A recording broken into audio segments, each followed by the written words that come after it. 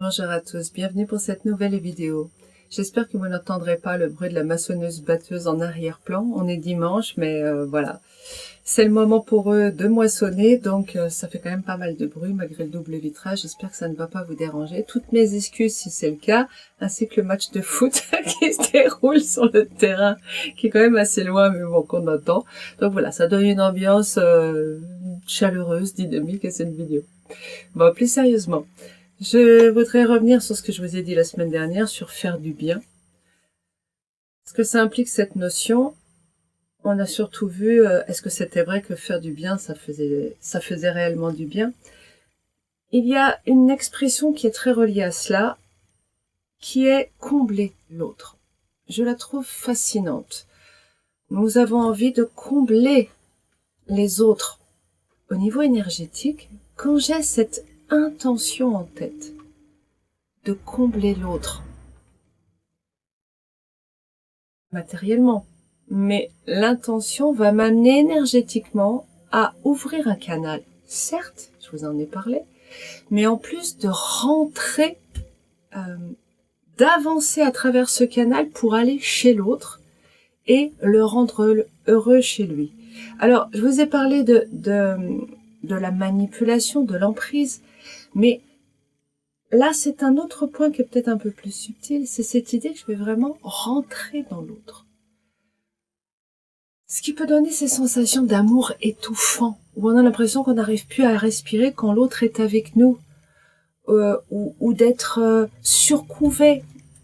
Mais en fait, ce que l'on sent, ça, pourquoi je fais ce geste, parce qu'on sent cette énergie-là qui vient autour de nous et en nous combler les vides, combler les manques. Pourquoi ça comble les vides et les manques? Parce que si je laisse mes portes ouvertes chez moi, c'est que je veux que quelque chose de l'extérieur rentre. Si je ne veux que rien rentre, je ferme mes portes et mes fenêtres. Or, dans notre fort intérieur, ici, notre mental, ou notre être intérieur, prenez l'image qui vous convient, quand je laisse les fenêtres et les portes ouvertes, c'est pour pouvoir recevoir quelque chose de l'extérieur, de la reconnaissance, de l'amour, de l'approbation. Moins je m'aime, moins j'ai confiance en moi, moins je m'estime, c'est-à-dire moins je m'autorise à m'aimer. C'est ça l'estime de soi. Plus je vais avoir besoin d'aller chercher ça chez les autres. Et plus donc je vais ouvrir mes portes et mes fenêtres en espérant recevoir. Quand je ne suis pas totalement comblée par moi-même, nourrie, je vais ouvrir pour que les autres viennent me nourrir. Et les autres croyant bien faire, parce que j'ai traité la vidéo de la semaine dernière en tant que faire du bien, c'est bien quand je fais du bien. Mais vous croyez aussi que les autres, s'ils vous font du bien, c'est bien. Donc vous croyez aussi que c'est normal d'ouvrir et de laisser l'autre rentrer dedans puisqu'il a des bonnes intentions. Il peut avoir les meilleures intentions du monde. S'il est chez vous, c'est que c'est déjà une violence énergétique et c'est, comment dire, sa négativité qui est dans son sac à dos. Il n'en a pas conscience, hein, il vient avec les meilleures intentions du monde, mais sa négativité est dans le sac à dos et elle sort et elle se répand. Et elle va venir vous pourrir la vie. Et lui repart aussi avec votre négativité en plus de la sienne quand il sort de votre être. C'est comme ça que ça fonctionne, pour schématiser, mais à un niveau subtil. Et ça crée effectivement des situations d'emprise, ça crée surtout de la dépendance. Ok, ça c'était le premier point que je voulais poser. Donc, la deuxième chose, c'est que pour pouvoir être fier de moi, je vais devoir attendre tes émotions positives à toi. Je vais devoir attendre quelque chose. Si je remplace quelque chose par une substance, j'attends une substance pour me sentir bien, mais une substance qui vienne de toi. Tu deviens mon dealer, tu deviens mon fournisseur de la substance. La substance, c'est l'autorisation, la reconnaissance, la validation. Je cherche un dealer qui me dise « Ouais, c'est bien ce que tu fais. Oh, super, j'ai le droit de m'aimer quelques instants. » Parce que ça ne dure pas. Notre ego, tout de suite, nous remet en situation de stress, qui utilise l'énergie que je viens d'acquérir et qui me remet en manque d'énergie très très vite. Si l'autre n'est pas dans des émotions positives, on l'a vu, je me sens très mal parce que j'ai l'impression d'être une mauvaise personne. Mais donc aussi, ce que je vais faire, c'est que je vais aller chercher un autre dealer. Je vais chercher constamment autour de moi des gens qui me procurent ma substance. La substance qui me donne le plaisir, c'est la validation, la reconnaissance, le compliment, l'approbation. C'est chouette, hein, comme relation. On est dans la dépendance constante à des personnes extérieures pour nous autoriser quelque chose qui ne demande rien d'autre que d'ouvrir une porte à l'intérieur de notre cœur. Et ça, on n'a besoin de personne en réalité. Donc, on se met en dépendance. Mais ça veut dire aussi qu'on croit que les autres sont dépendants de nous. Si moi, je suis dépendant de la reconnaissance, c'est que ça marche comme ça, puisque nos croyances sont des absolus. Donc, je crois que tous les gens autour de moi, en particulier ceux que j'aime, sont dépendants de moi. Dépendant de mon approbation, de ma reconnaissance. Ça veut dire que je suis à la fois dépendante et à la fois dealer.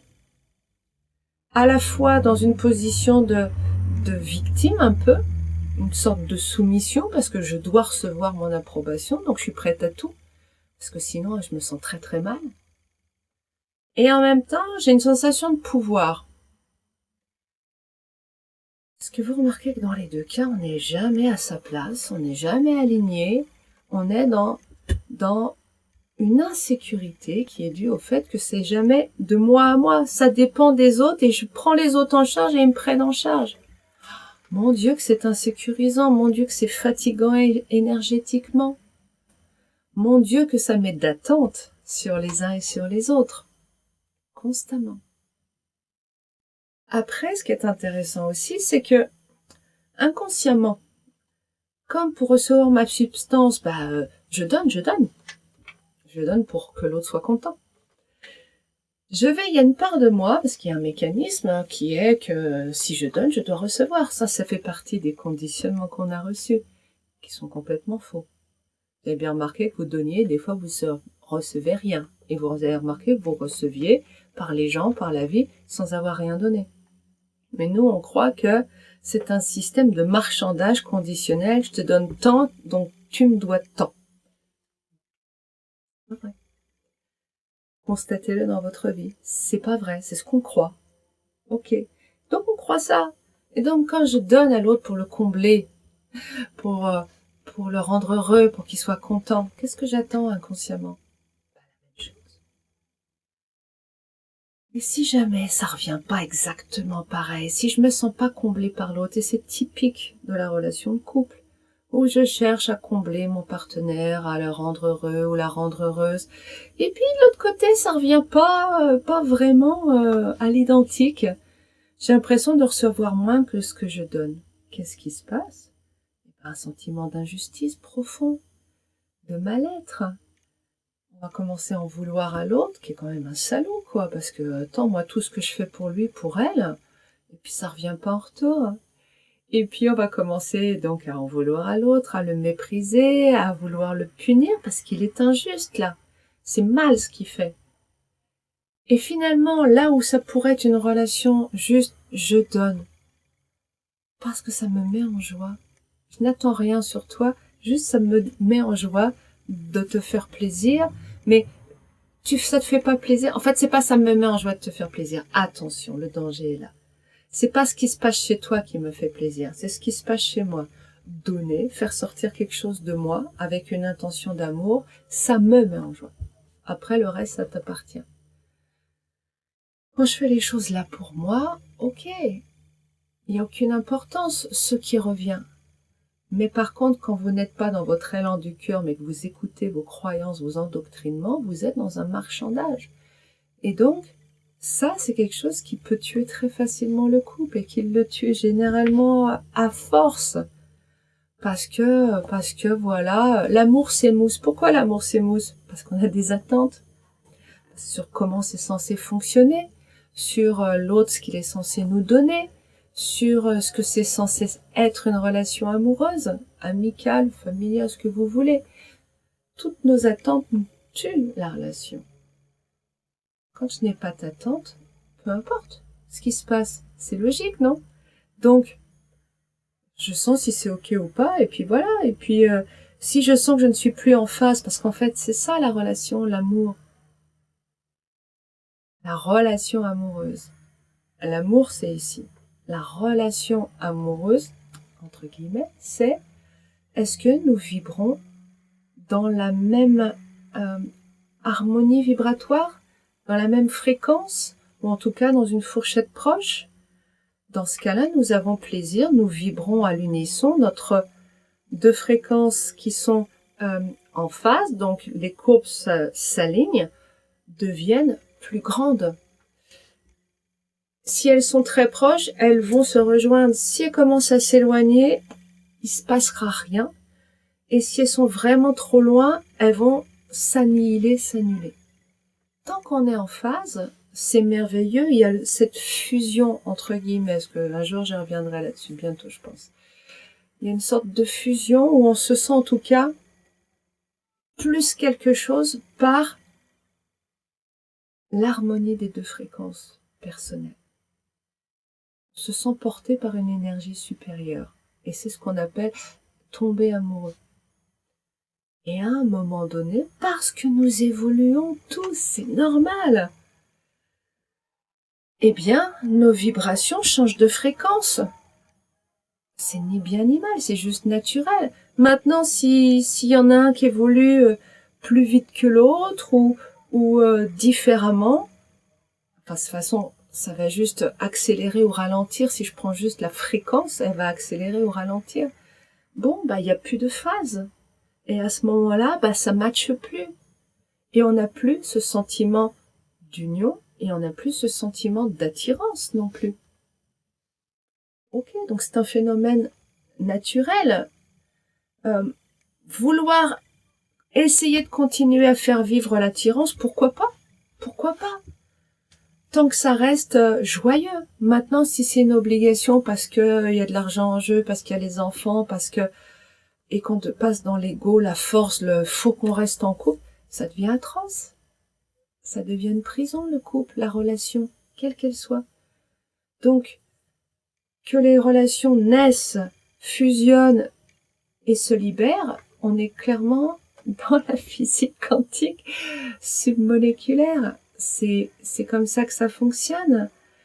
Les submoléculaires et moléculaires d'ailleurs, parce que les atomes gagnent, échangent des électrons, se regroupent, ce qui crée des molécules. Et même au sein de l'atome, les constituants, donc neutrons, protons pour le noyau. Dans ce neutron-proton, nous avons aussi des constituants qui sont pour l'instant soi-disant les plus petits, qui sont les quarks. Et les quarks, pour pouvoir maintenir cette cohésion, eh bien, il y a des échanges, Échange de gluons, ok. Échange d'énergie. C'est un autre nom pour l'énergie. Hein. Bon, eh bien, en même temps, à un moment donné, les molécules se séparent quand les forces qui les tiennent ensemble ne sont plus suffisantes. C'est mécanique. C'est dans la nature. C'est de la physique. Nous fonctionnons, enfin c'est mon angle de vue bien sûr, hein, c'est une façon de voir les choses, mais qui nous permet de comprendre. Oui, les choses sont faites pour tenir ensemble un temps, et puis après, suivant les forces en jeu, ça se délite, ça redonne de l'énergie, et ça libère, et ça permet d'aller créer une autre liaison. Donc le fait de changer les relations n'est pas un problème en soi, c'est nous qui en faisons un problème. Parce que nous croyons qu'une relation c'est à vie. Mais d'où ça sort?